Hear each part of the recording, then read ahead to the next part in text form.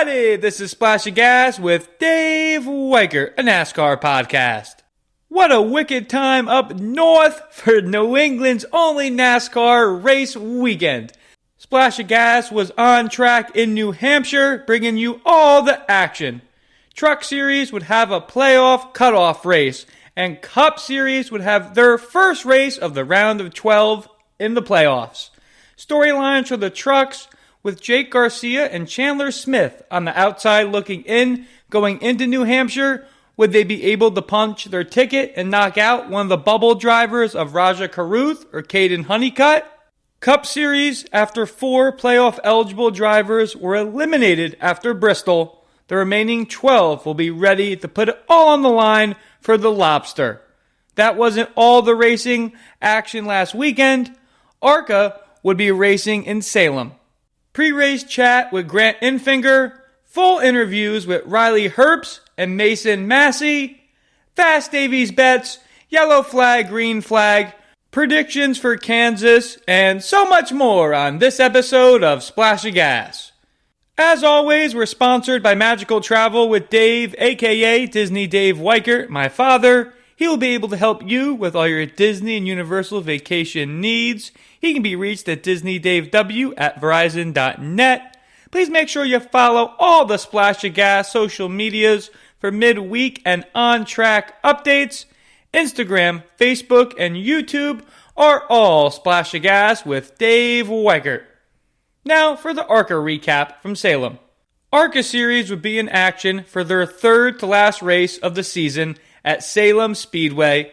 Max Reeves in the Joe Gibbs 18 would be on the pole. Reeves will pull out to an early lead. After the first planned pit stop, the 6 of LeVar Scott would be battling Reeves hard. With 87 laps to go, Scott would take over the lead from Reeves. 28 laps to go with LeVar Scott leading, caution would fly as Max Reeves has a tire go down. Brandon Butterbean Queen and LeVar Scott restart. Queen gets to the front as Scott continues to drop positions. Butterbean will grab his 7th ARCA Series win of the year. Bean Nation rise up as they eat waffles once again. Now for trivia question time. This week we have 2 trivia questions for this episode. With NASCAR being up in New England, how many pounds of lobster is brought into the shores of the state of Maine per year? Second question. Who won the inaugural Cup Series race at Kansas of September of 2001? Both answers coming at the end. Was on track throughout the weekend. Here is our pre-race chat with playoff Truck Series driver Grant Enfinger. Dave Weichert, Splash of Gas with Grant Enfinger at New Hampshire, right before the truck race. How are you feeling with this being a playoff cutoff race? I feel okay. We're coming in with a little bit of a cushion, not much of one. We need a good race. We don't have to have a great race, and I feel like we had a decent champion power equipment Chevy during practice yesterday. I feel like the driver dropped the ball a little bit there in qualifying, but hopefully we can overcome that in stage 1. But yeah, overall I feel pretty good about our package. I don't know if we got race winning speed, but I feel like we got something to work with. Sounds good. Appreciate the honesty. Have a good one. Thank you. That's the third pre-race chat I've had with Grant so far throughout this season. Truly always appreciate his honesty. Now for the recap. As mentioned, Truck Series would be in action at noon on a bright and beautiful Saturday up in New Hampshire. This would be a playoff cutoff race, meaning 2 playoff-eligible drivers will be eliminated after the checkered flag would wave. Corey Heim would win the qualifying over Chandler Smith, as the pair make up the front row. After the first stage is rattled with yellows, Heim would stay strong on the restarts, controlling the front spot and winning the first stage. After staying out, Andres Perez de Laura would lead for a majority of the second stage. A late yellow would see a restart with a handful of laps to go. Corey Heim would get the jump and win the second stage. After 2 yellows in stage 3, the final restart would come down with 32 laps to go. Chandler Smith, needing a win to advance in the playoffs, would be alongside Corey Heim. How would it play out? Heim, like he was all day, just seemed to exit so much faster out of the corners compared to the other drivers. Smith couldn't get to him. Corey Heim goes on to win his 9th Truck Series win of the season. This ties the record of Greg Biffle, who got 9 Truck Series wins back in the day. Can Heim beat Biffle's record? I sure think so. Once the smoke would clear, Jake Garcia and Chandler Smith would be eliminated from this year's playoff contention. Now, for the Cup Series recap from New Hampshire. The gas would not only be on to boil lobsters, but in the Cup Series as the playoffs move on to their first race of 3 for the round of 12. Team Penske would have 2 of the fastest drivers in qualifying as Joey Logano wins the pole, followed by Ryan Blaney. Logano would jump out to the lead. Blaney slips several spots as Josh Berry hops to second. Blaney would have solid long-run speed and take the lead from Joey on lap 53. After a late yellow in the first stage, Blaney would lead on the following restart and win the first stage. 4 yellows would fly in the latter stage, and the second would hold the most drama as Denny Hamlin would get into the back of teammate of Ty Gibbs. Joey Logano would hold off Ryan Blaney and win stage 2. Logano and William Byron restart for the final stage. Logano will lead again. All lead cars except for Josh Berry and Chase Elliott would pit after a yellow for Cody Ware on lap 254. 3 laps after the restart on fresher tires, Ryan Blaney will get past Josh Berry.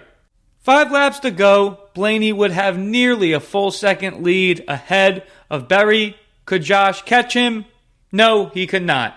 Ryan Blaney will go on to lift the lobster high in New Hampshire. Quick look back at the predictions we made. ARCA went with Butterbean Queen, and he gets the job done, getting the win. Trucks went with Chandler Smith. He comes up short, finishing second. Cup tapped Chase Briscoe, and he brings it home 10th. Now for the yellow flag, green flag. Green flag, ARCA, to Indiana native Will Kimmel in the 69, finishes 7th and on the lead lap. Yellow flag, Trucks. Even though he finishes 2nd, yellow flag to Chandler Smith. Yes, anything can happen in the playoffs, and that was proved correctly here. As some had Smith as a championship 4 contender, he gets eliminated after New Hampshire. Green flag, Trucks. Andres Perez de Laura leads a majority of the second stage and the first laps of his young Truck Series career. Cup, yellow flag. Been talking up Joe Gibbs and Toyota as they swept the round of 16. Yellow flag to Toyota as they have no drivers finish in the top 5. Cup Series, green, Team Penske.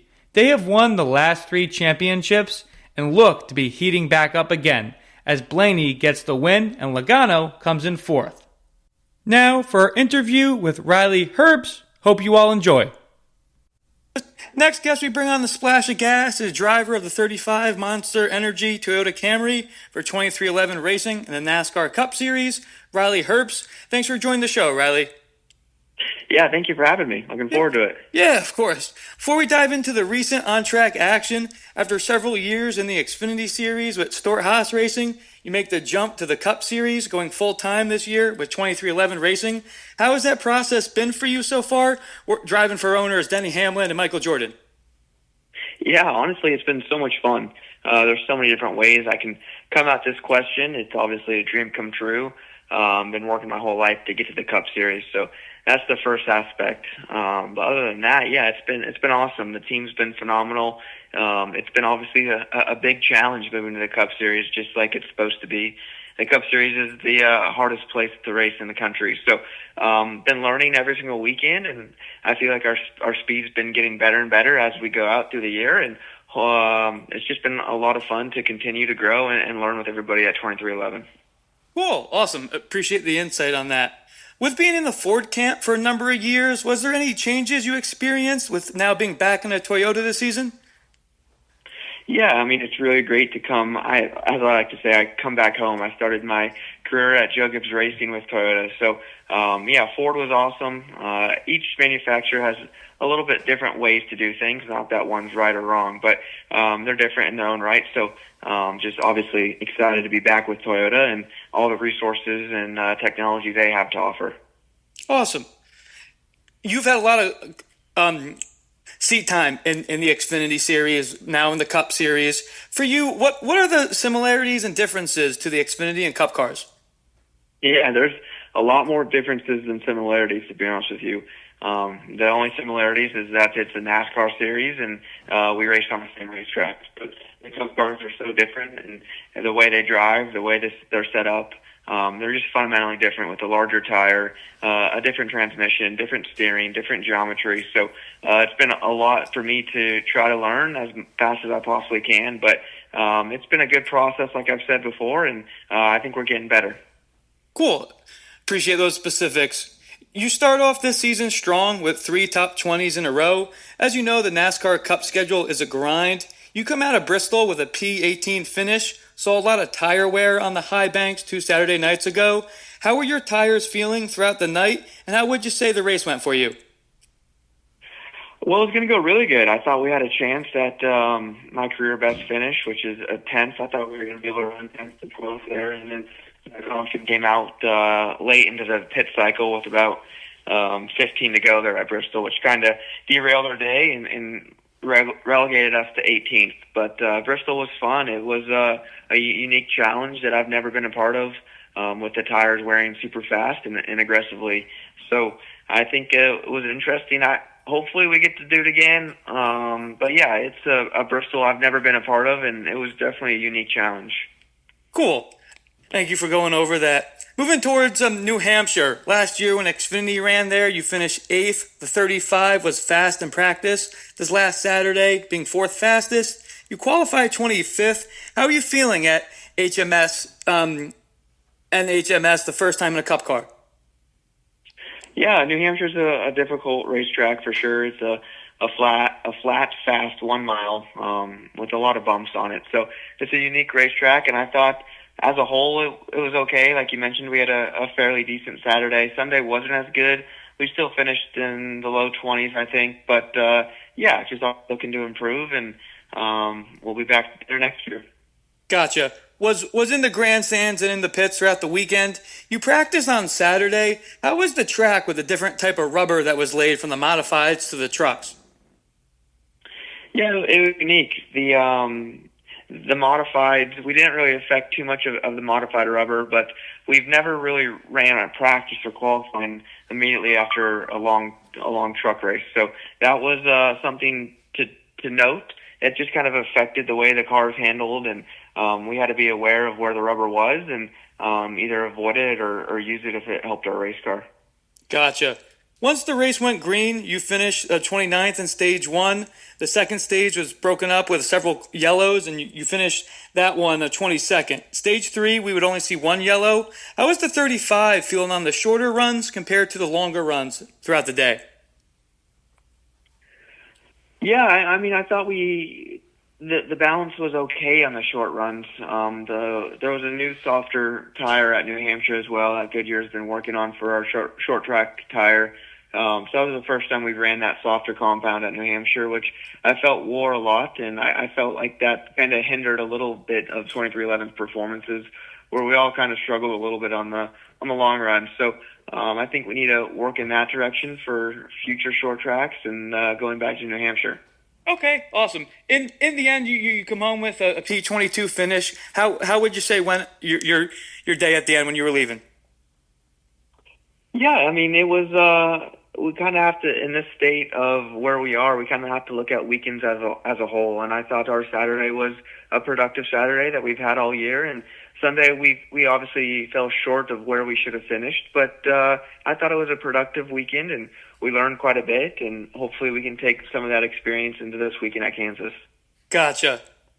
Look, moving right on to Kansas, as you just said, looking towards this weekend. In 6 previous Xfinity starts, you have 2 top 10 finishes, with the most recent coming last year. How are you feeling going towards the 1.5 miles of Kansas? Kansas is a fun racetrack. It's extremely fast. It's wide. It's back to the 1.5 miles, and we haven't been on a 1.5 miles since Charlotte. So that was a long time ago. So I'm excited to get back to that type of racing and to see how much I've grown since the beginning of the year. So it should be a fun challenge, and we're all looking forward to 35K. Awesome. Appreciate you touching on that for this weekend. Last question. Even though this is your rookie year in the Cup Series, you've been in the sport for a while. When we get towards the end of each season, different rumors for next season can go around. How are you able to stay focused on your goals on track through that? Yeah, I mean, I think most of them don't have my name in them, so that's a good thing for once. But yeah, I would just say that you just kind of have to stay focused on what you're doing and try to do the best performance you can week in, week out, and let everything kind of fall where it does. Awesome. Really appreciate your time, Riley, and best of luck this weekend in Kansas, and hope to talk to you soon. Really do appreciate the insight, man. Yeah, no worries. I appreciate it. Thank you. Yep, have a good one. Always great to talk to Cup Series drivers, and super neat to talk to someone that has Michael Jordan's cell phone number in his phone. Thank you, Riley, for the time. Now for discussions with Dave. First topic, the tap heard across New England as Denny Hamlin gets to the bumper of teammate Ty Gibbs. Right before the incident, Hamlin told his crew chief he felt Gibbs was racing him too hard. Christopher Bell was right behind Denny Hamlin as well. The 3 all raced for Joe Gibbs Racing, and 3 of the 4 Joe Gibbs cars, Chase Briscoe, Hamlin, and Bell, are all right now sitting in a heated playoff race. The 4th driver, Gibbs driver that didn't make the playoffs, his last name is Gibbs. If you remember the year Ty Gibbs won the Xfinity Championship, the second to last race in Martinsville, he boots teammate Brendan Jones. Gibbs goes on to win the race, and Jones is eliminated from the playoffs, and that was kind of the way that Gibbs was handling it. Ty Gibbs not caring about the playoffs or his teammates, racing really hard. And that came to bite Ty Gibbs in the butt. And he pays the price with Denny Hamlin, who is by far the elder veteran driver, and, says, "See ya, Ty, I'm trying to race for a championship." And this 100% is even more stickier as the 2 are teammates. Would sure want to be a fly on that wall for their team meeting on Monday. I'm sure Coach Gibbs can straighten it out, though. For more silly season news, was announced this week that Rodney Childress will be back atop the pit box and be crew chief to Carson Kvapil and Connor Zilisch, as they will share the Junior Motorsports entry in 2026. The part that surprised me the most is that Carson Kvapil will not be full-time in Xfinity in 2026. We have not yet to see what his full 2026 plans will consist of. I thought he was going to be, again, full-time with Junior Motorsports in the 1 again. I was wrong, though. Nonetheless, Rodney Childress, now with Kvapil and Zilisch underneath his wings, are just going to flourish and get even better. This car should, I don't know, 5-6 wins, maybe more. Who knows? Also think this is a great move by Junior lining up Childress with his team. Moving right along, more news with crew chiefs playing musical chairs. Was recently announced Randall Burnett will leave Richard Childress Racing after 2025. He had been the crew chief for Kyle Busch the last 3 seasons.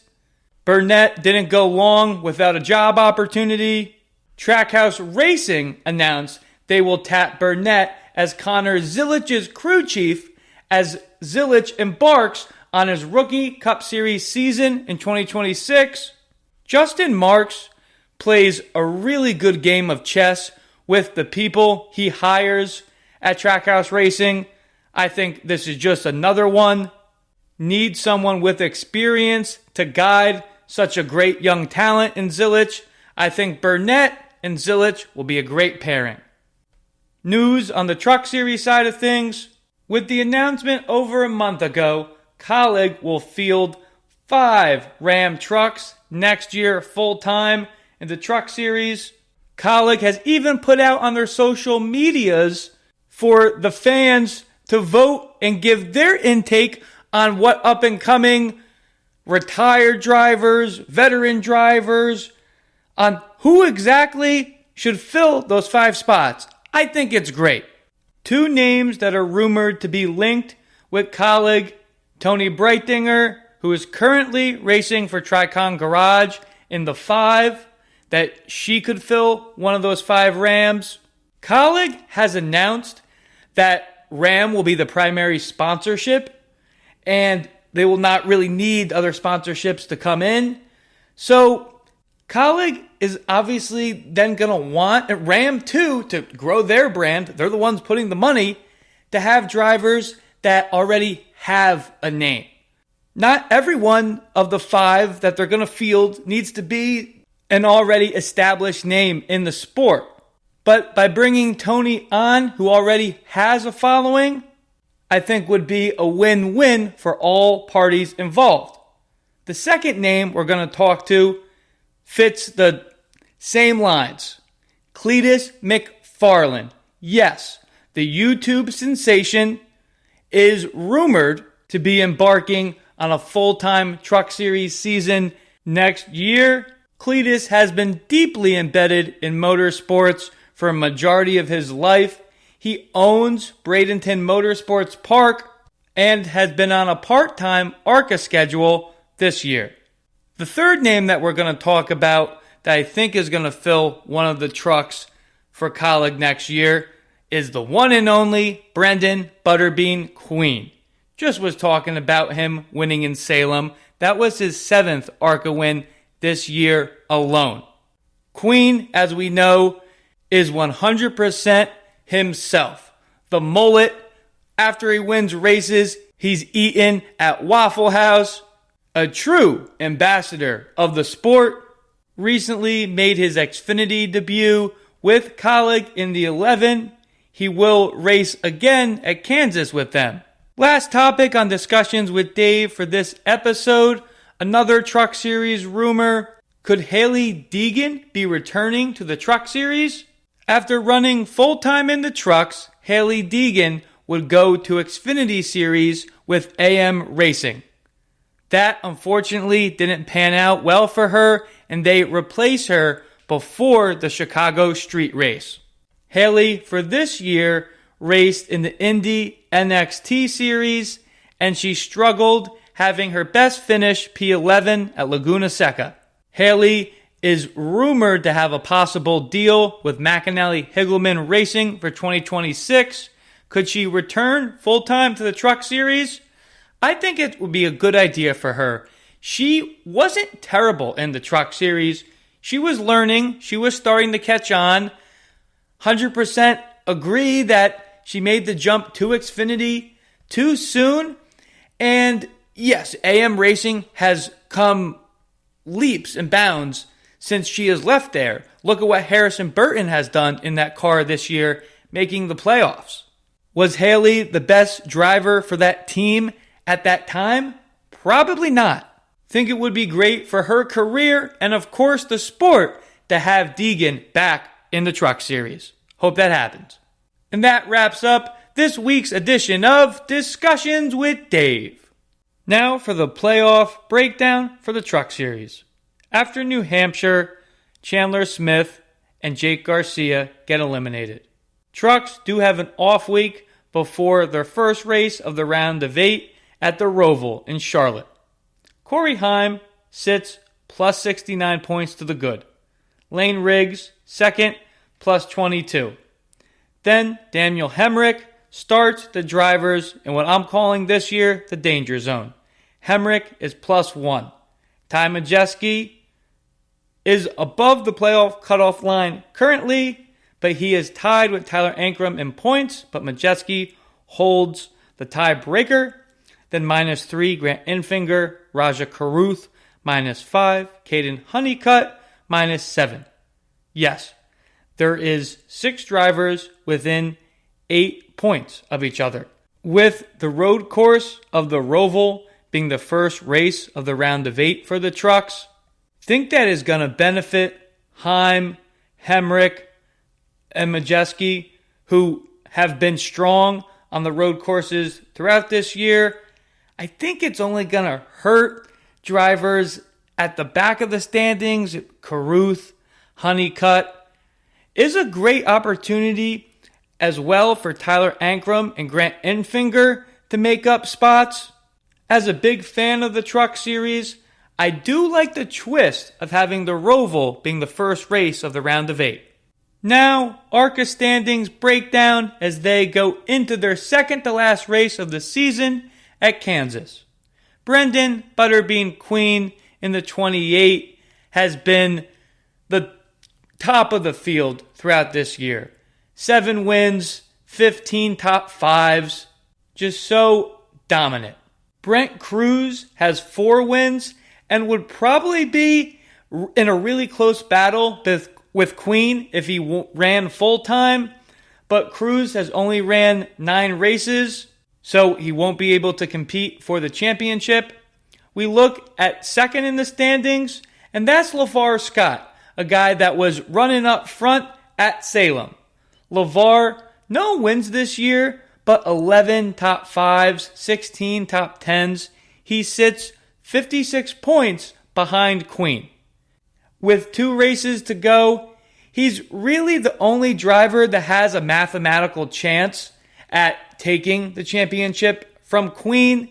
But 56 points in 2 races at the Cup Series level is a lot of points to give and take in 2 races. And now you have a smaller field in the ARCA Series. And if Scott wants any chance at the championship, Queen is going to have mechanical issues go awry quick in both races or get caught in wrecks. If you've been watching Queen at all this year in ARCA, that's just not going to happen. Think Brendan Queen is going to cruise away with this year's ARCA championship. Still several notable drivers I want to touch upon. Lawless Allen has the win in Talladega. He currently sits 3rd in the standings. Driver 5th in the standings is Isabella Robusto in one of the fast Venturini cars. Last but not least, and West Virginia native Jason Kitzmiller, currently 4th in the standings, consistent with 12 top 10s, with only 10 points behind Allen. Could Kitzmiller hop Allen in the standings before the season ends? We'll wait to find out. Now for NASCAR history time, Kansas through the years. In 2004, Joe Nemechek put together one of the strongest weekends of his career at Kansas. He started from the pole and went on to capture what would be his 4th and final Cup Series win, edging out Ricky Rudd in a tight finish. The win came just a day after Nemechek took the checkered flag in the Xfinity race, making him the first driver to then sweep both events during the Kansas weekend. 2011 Spring. Brad Keselowski rolled off 25th off the grid and only led 9 laps all that day. But when it counted most, he held off Dale Jr. to score his 2nd career Cup Series win and his first driving for Team Penske. That momentum would carry forward with Brad going on to win the championship the very next year. 2012 Fall Race.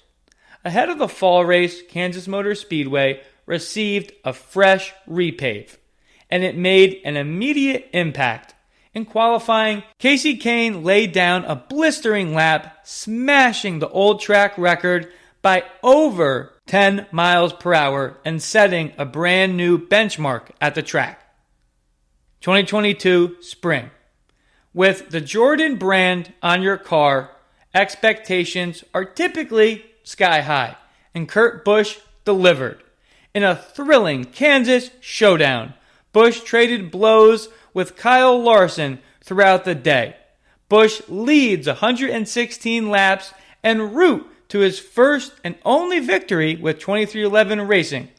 That feat also turned out to be the final win of his championship and legendary career.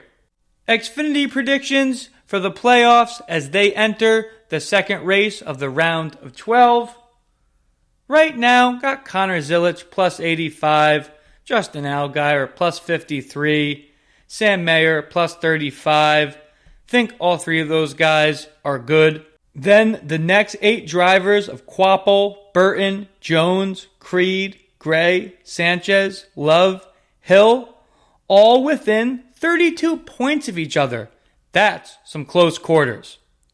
Sammy Smith currently at the back end of the standings, minus 24. I don't think Sammy will be able to pull off a playoff win to get him out of the basement this year. Austin Hill, his move at Indy, wrecking Eric Almirola, is truly going to bite him in the rear end and take away his championship chances. Hill was in the Final Four last year and can't seem to shake the impact of losing his cool on Almirola. I do think Hill's teammate Jesse Love will be able to climb out of the -3 hole he's in right now to advance to the round of 8. Nick Sanchez has the win in Atlanta as he has been fast throughout this season, winning a number of poles. With Kansas, then the Roval. Don't think Sanchez will be able to carry enough points to make the transfer. The final driver I do think is going to get eliminated in the round of 12 for Xfinity is Taylor Gray. I really like Taylor Gray as a driver.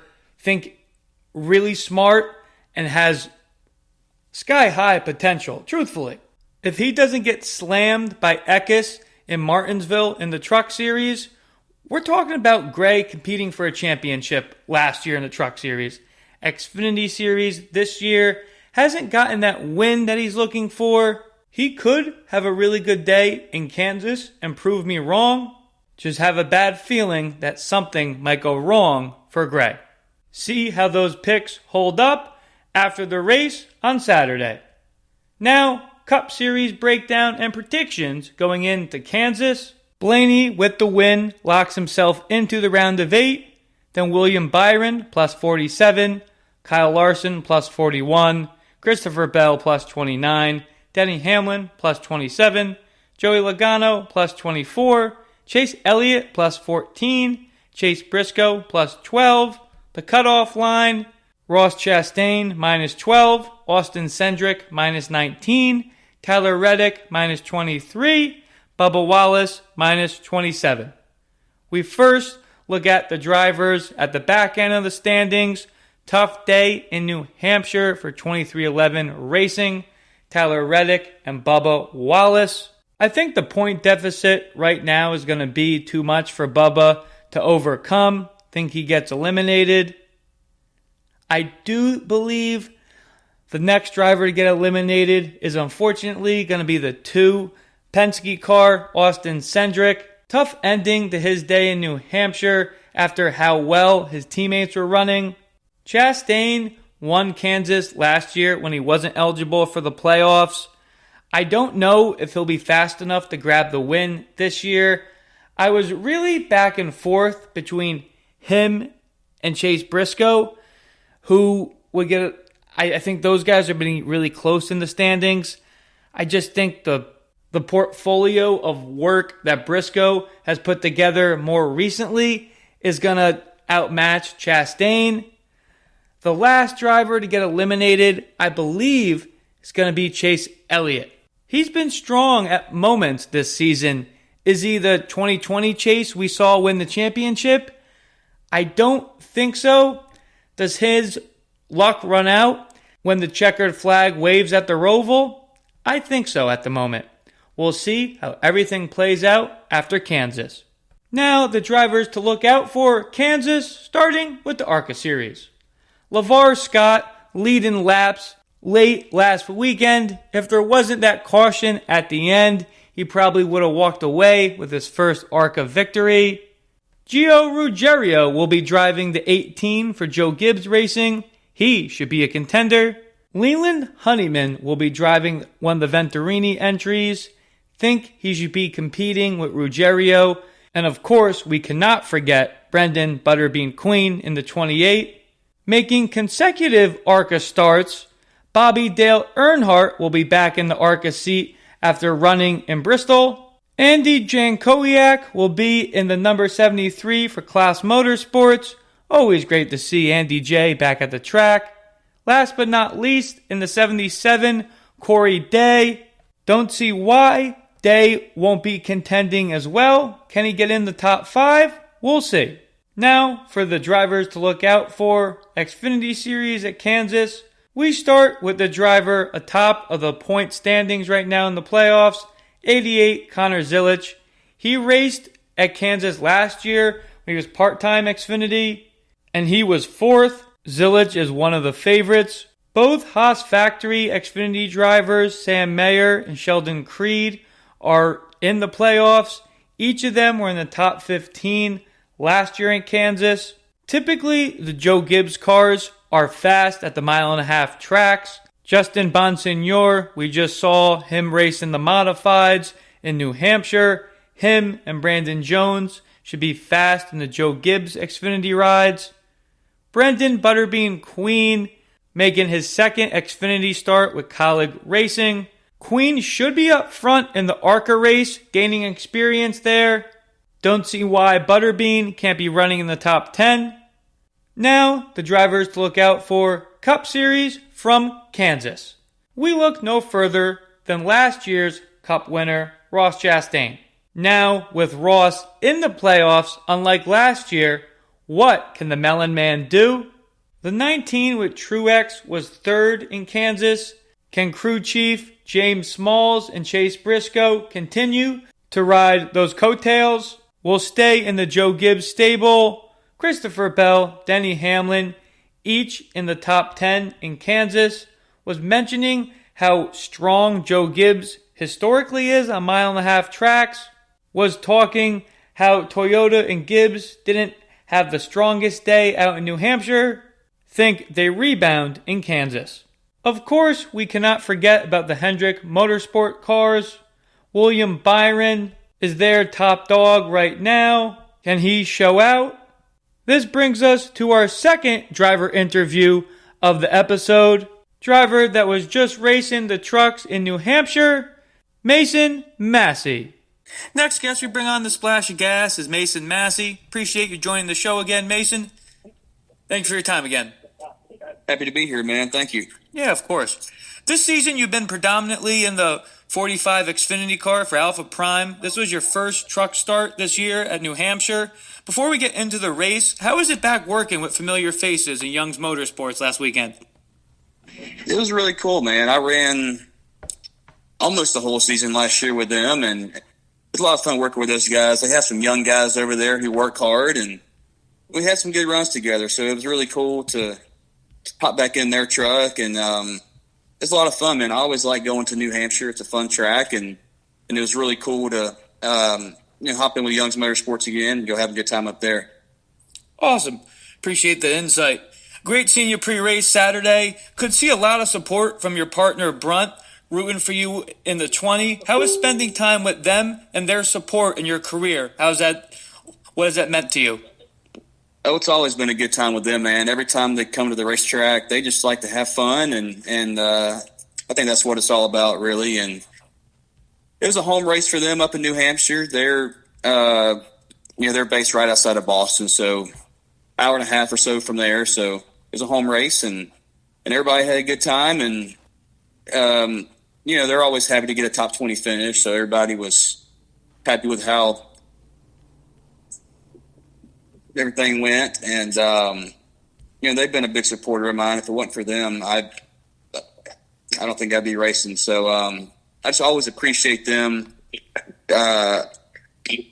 Eric and Jeremy and all those guys at Brunt, and just hanging out with them, and hopefully we can have a partnership in the future for many years. Definitely looked like you guys were having a good time for sure. Getting into the racing action, you ran 28 laps of practice on Friday. You ended up qualifying 26. How was the truck feeling pre-race? Yeah, I mean, I felt like our lap was respectable. We kind of just had a hard time in the center of the corner all day. Just we didn't have the turn we needed. It was a little tight, and off the corner was kind of free. So it was a challenge, but I always do my best to hang in there no matter what, no matter what's going on. And had a good team behind me who was hanging in there with me, and everybody was doing everything they could to make it better. And we got to, I'd say, a little bit better towards the end, and was able to pull off a 19th. So it was a wild race. Had to miss some wrecks, and kind of had my hands full in the truck. So it was just, I was really happy that everybody kept their head up the whole time and had some good pit stops and all that stuff. So it was interesting, but it was a lot of fun. Gotcha. Appreciate that insight. Compared from the practice Friday to the race Saturday, the modifieds ran earlier on Saturday morning, putting down their rubber. Was there any difference on that on track, early in the race on Saturday? I feel like there might have been, because Friday, I felt pretty decent about it Friday, and we fired off in the race, and I felt like the rubber just kind of added on to the tightness a little bit. I don't know, though. As the race went on, we got a little bit better, and I've always felt like it's a place I get around pretty good, so I felt like I can make a little difference in the car, which helped us get that top 20, which is nice, but it was a lot of fun either way, man. I always like running with those guys, and everybody works hard over there, and it's just hard as a little team. And honestly, in the truck series, you have a lot of big teams in trucks, and you have just a handful of all the little teams. So anytime you get a top 20, it's a good day for sure. Gotcha. You mentioned steering clear of those wrecks. Seems like you were pretty happy with the top 20 finish. I was pretty happy with it. It was good for the team and good for Brun, and it was really good for Tyler. You just got to hang in there in these races, because if you hang in there towards the end, you're able to get a halfway decent finish pretty much all the time. So that's what we do, man. We hang in there. Sweet. Really appreciate that insight from New Hampshire. Looking towards this upcoming weekend at Kansas, you mentioned before we started recording that you're doing a track walk right now. You'll be back in the 45 for Alpha Prime. You've had back-to-back top P20 finishes at Pocono and Atlanta. Tough day in Iowa when you were last in the Xfinity car at the beginning of August. How have you what have you been doing to stay sharp in your off time from the Xfinity seat? I've been racing my dirt car a little bit. I have a dirt late model that I like to race in my off time, and honestly, a little bit of iRacing. I feel like it keeps me sharp on restarts and all that stuff. So, we've been having some good runs. Iowa, it was a tough day. We broke and ended up last, like you said. But I have a lot of confidence in this team, in this 45 team. I feel like it'll be a fun weekend here for us. I've always liked coming to Kansas. It's one of my favorite tracks. So hoping we can put together a top 20 here and head on to Vegas in a couple weeks for my last one of the year. Got it. Your best career finish at Kansas was in 2023, coming home 16th. You just mentioned that you really like the track out there. What are your goals for the weekend? I think my goal every week is always to finish the race. That's the first goal, and we'll see how the car is in practice tomorrow, and I could raise my expectations, but I always go for top 20. That's always kind of what I go into the weekend thinking, and I know that's what we're capable of, and so I'd say finish the race, and if we do that, I'm hoping to be in the top 20, and I feel like it'd be a pretty good day. Okay, awesome. Appreciate the honesty. Last question. I know last weekend was your first time in the truck this year, but you're someone who has a lot of seat time in each a truck and Xfinity car.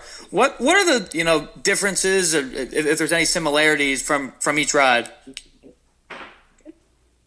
Yeah, I mean, I feel like the trucks have a lot more downforce and grip. You have to hustle them a little bit more. Like at the mile and a half, you're almost wide open. Like you're wide open qualifying most of the time, and it's a lot of fun. And I've always liked the cars just a little bit better because they're more on the edge, I guess, which kind of fits everything I grew up doing, racing dirt and all that. So, they both have their pros and cons, and I just like anything I can hop in and drive, honestly. But, with the cars, you're kind of on edge and the rear end's wanting to come around on you. And, especially running the fence at Kansas here, it'll be a lot of fun. It'll be 85 degrees tomorrow, so it'll be hot. So I think it'll be a good show. Okay, awesome. We'll be rooting you on in the 45. Always appreciate your time, Mason. Best of luck this weekend, all right? All right, man. Thank you so much. Yep, you as well. Have a good one. Now for Fast Davey's bets, starting with Xfinity.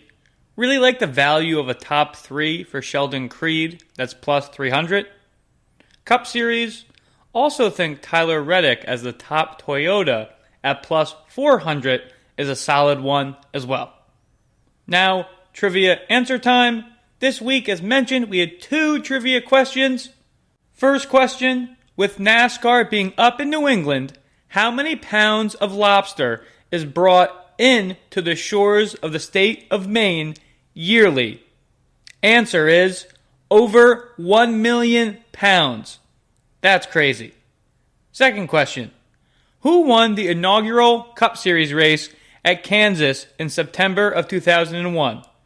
Answer is Jeff Gordon, the Rainbow Warrior. Now, predictions for Kansas. ARCA, think the 18, driven by Gio Ruggiero, will nab the win. Xfinity, give me Sheldon Creed. Can Creed finally get out of the funk of finishing second and grab his first Xfinity win? Connor Zilic and Justin Allgaier are the 2 favorites for sure. Have a strong feeling it's going to be Creed's day. Cup Series, after underperforming in New Hampshire, think Toyota will get back to its winning ways. Think Tyler Reddick wins on Sunday in Kansas. As always, we're sponsored by Magical Travel with Dave, a.k.a. Disney Dave Weichert, my father. He will be able to help you with all your Disney and Universal vacation needs. He can be reached at disneydavew@verizon.net. Please make sure you follow all the Splash of Gas social medias for midweek and on-track updates. Instagram, Facebook, and YouTube are all Splash of Gas with Dave Weichert. Hope everyone enjoys the final weekend of September and catches the great racing action in Kansas. Splash of Gas out!